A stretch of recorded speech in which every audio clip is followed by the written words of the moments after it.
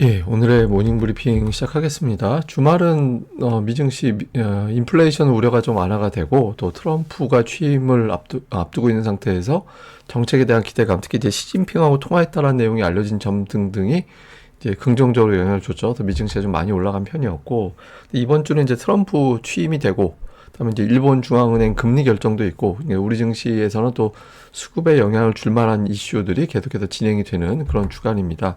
근데 수급이 좀 불안했죠. 지난주에 외국인들이 삼성전자 한 종목에 집중되어 있긴 하지만 어쨌든 순매도 했잖아요.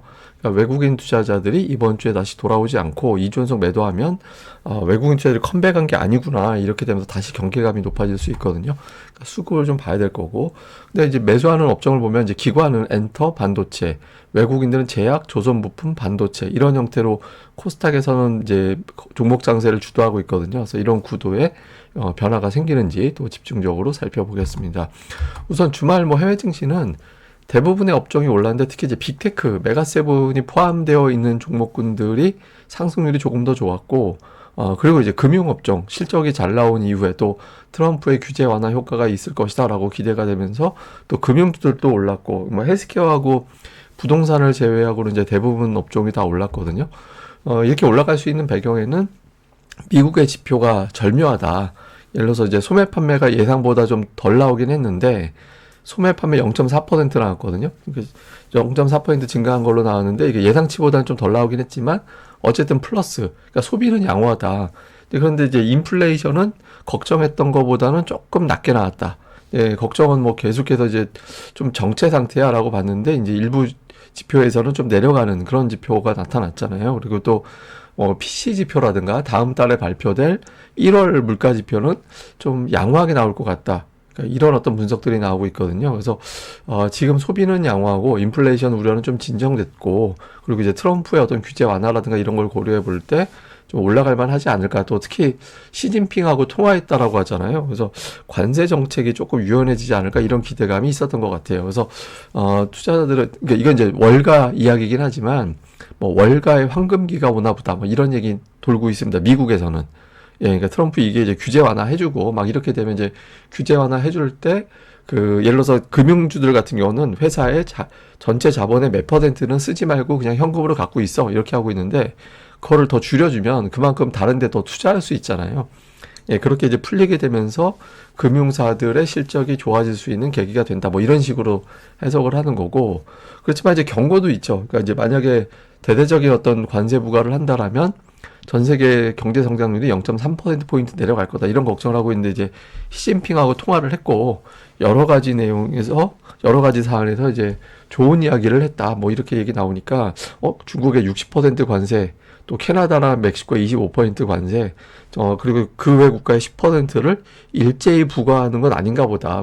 직전에 이제 노출됐던 점진적인 관세부가 이렇게 가는 거 아니냐, 이렇게 이제 봤던 것 같아요. 그러니까 그러다 보니까 이제 우리 증시도 미국 시장이 조금 최근에 좀 주춤거리고 올라간다는 희망은 있긴 하지만 어쨌든 주식시장이 올해 그렇게 나쁘진 않겠다. 그래서 좀 국내 증시 일부 또 사볼까라고 해서 그 신용이라든가 이런 이제 빚져가지고 투자하는 이런 것들이 좀 늘어나고 있다. 이렇게 이제 분위기는 올해 미국도 그렇고, 미국은 조정 나오긴 했지만 올라갈 것 같아, 이런 기대감이 나오고, 우리 증시도 초반에 좀 선전하고 이제 이런 분위기가 나오고 있죠. 근데 어쨌든 트럼프가 취임을 딱 하고 행정명령에 과연 관세를 어떤 방식으로 서명을 할 거냐, 또는 일단 초반에는 서명하지 않고 이제 좀 시간을 보면서 지켜볼 거냐, 이 부분에 이제 시장의 흐름이, 초반 흐름이 좀 달려있다, 이렇게 봐야겠죠. 근데 그 트럼프 임기 때, 지난 그 트럼프 임기 때 외국인들의 동향을 보면 코스피는 첫 해에는 매수했어요. 그러니까 되게 많이 매수했어요. 양측 합쳐서 거의 10조 원 샀거든요.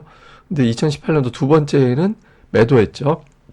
그리고 이제 3년 차에는 엇갈렸고, 2020년은 저때 기록적인 한 해였죠. 왜냐면 순매도를 무려 24조 원. 그러면 한 달 평균 그 2조 원씩 판 거잖아요. 한 달 평균 2조 원이면 하루에 20일씩 거래가 되니까 하루 평균 1,000억 원 매도한 건데, 근데 그럼에도 불구하고 그때 당시 증시가 좋았죠. 예탁금이 어마어마하게 들어와서 외국인들이 팔았는데 우리나라의 동학개미 운동이 벌어지면서 그때 주식시장이 엄청나게 올라갔죠. 근데 어쨌든 트럼프 임기 기간에 외국인들은 퐁당퐁당, 예, 그런 형태로 코스피에서는 이제 매매를 했습니다. 그리고 주식시장 연도별 움직임도 1년 차는 다 올랐어요. 트럼프 임기 첫 번째에는, 그때 트럼프 당선되면 그때도 증시 폭락한다라고 뭐 난리나고 막 그렇게 걱정했는데 정작 딱 임기 시작할 때 첫 해는 다 올랐거든요.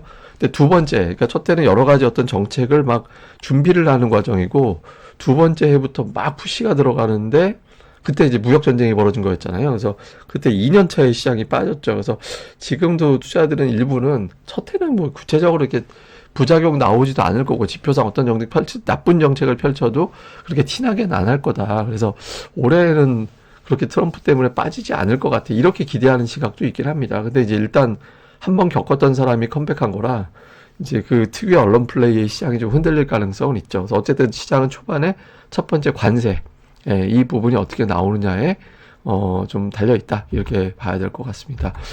그리고 이제 외국인 투자자들의 최근 동향을 보면 연초에 좀 매수 집중하다가 닷새 연속 매수했다가 지난주 주간으로는 매도인데 매매가 굉장히 거칠었죠. 8,700억 팔았다, 3,000억 팔았다가 또 6,200억 매수했다가 또 2,300억 팔았다가 굉장히 거칠게 매매를 했거든요. 근데 두고 보니까 지난주 외국인 투자자들 그리고 올해 누적으로 보면 외국인 투자자들은 하이닉스를 1조 6천억을 사고 1조 5,600억 정도 산 거죠. 그리고 삼성전자를 5,800억 정도 팔았어요. 그러니까 유한양에 뭐 매도 친 거 있다고 치고 그거 빼고 보면 올해 외국인 투자자들은 한국 주식시장에서 컴백해서 매수하는 것 같이 보이긴 하나 그냥 하이닉스만 매수하는. 그러니까 올해 누적 순매수 규모보다 하이닉스 한 종목 매수가 더 많고 1위하고 2위하고 비교해 보면은 그 2위 순매수 종목이 1위에 비해서 10분의 1밖에 안 되잖아요. 그래서 그러니까 외국인 투자자들이 완전한 컴백이라기보다는 그냥 하이닉스가 좋아서 매수하는 것 같다.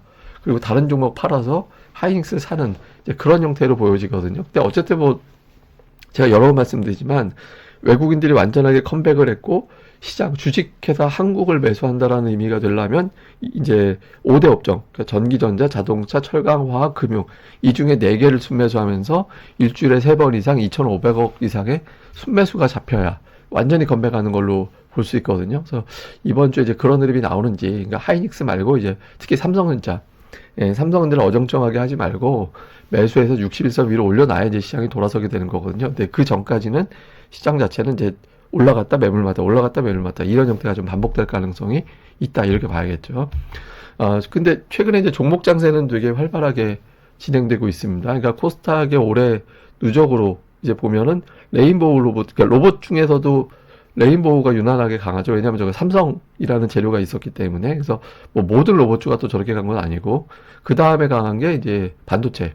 그 중에서 HBM하고 연결고리가 있는 종목이 강했다가 또 지난주에는 이제 살짝 레거시하고 연결고리가 있는 종목군들도 또 올라오기도 하고 그렇게 됐죠. 근데 어쨌든 레인보우, 그다음에 반도체, 그다음에 이제 코스피에서는 2차 전지가 부진한데 이제 코스닥에서는 에코프로비엠이 좀 올라왔죠. 그다음에 이제 엔터, 좀 약한 거는 알테오젠. 이런 구도가 되고 있거든요.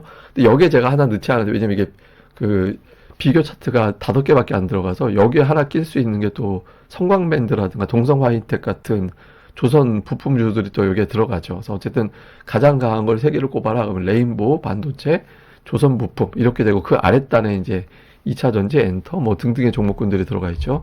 코스피 같은 경우는 하이닉스, 삼성중공업, 그러니까 그 반도체와 조선 이게 제일 강하고 그 다음에 이제 삼성바이오, 그 다음에 자동차하고 이제 2차 전지는 부진하고, 근데 여기에 이제 하나 또 빠져있는 게 정유주. 예, 그러니까 S-오일이 굉장히 강하게 움직이고 있거든요. 물론 이제 그 외에 테마성 종목으로는 또 올라가는 게 있죠. 뭐 최근에 이제 전력 설비, 대북 관련된 경협 관련주들 뭐 이런 것들도 이제 선별적으로 움직이고 있는데 어쨌든 시가총액 규모가 어느 정도 되는 업종으로 보면 현재 구도는 이렇게 되고 있습니다. 그래서 이게 그냥 1분기 이 구도로 고정이 되는지 특히 이제 트럼프가 딱 됐다. 그러면 이제 과연 조선주는 재료 노출로 볼 거냐? 이제 재료 시즌 2가 될 거냐? 뭐 이런 것들. 그다음에 이제 반도체 관련해서도 이게 이제 그대로 턴어라운드, 그러니까 뭐 당장은 턴어라운드가 될까 이런 의구점이 있는데 주가 자체는 그렇게 올라가고 있잖아요. 그리고 이제 하이닉스가 저렇게 올라간 건 이제 HBM4 조기 공급 기대감 이런 것들까지 맞물려서 올라가는 거죠. 그래서 그러니까 이런 구도에 변화가 없이 그대로 가는지 이 부분을 이번 주에는 더 시장 흐름보다 더 집중해야 될 것 같습니다.